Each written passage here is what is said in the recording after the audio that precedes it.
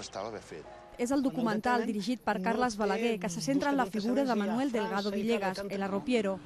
Va ser un dels assassins en sèrie d'Espanya amb més crims a les seves espatlles. Va matar a l'estat espanyol, a Itàlia i a França. Va confessar un total de 48 assassinats, però la policia només va poder-ne investigar 22 i provar la seva participació en 7 crims, que són els que reconstrueix el film a partir del testimoni dels 2 policies que el detenen al puerto de Santa Maria.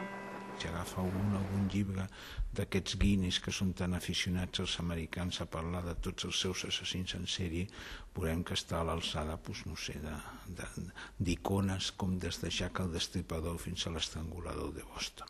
El documental seguirà el viatge que després de la seva detenció emprèn el arropiero per reconstruir els crims acompanyat de l'inspector Ortega i el jutge Gallardo. Manuel Delgado Villegas escollia les seves víctimes de manera aleatòria. Els seus assassinats tenien com a mòbil tant motius sexuals com de venjança o econòmics.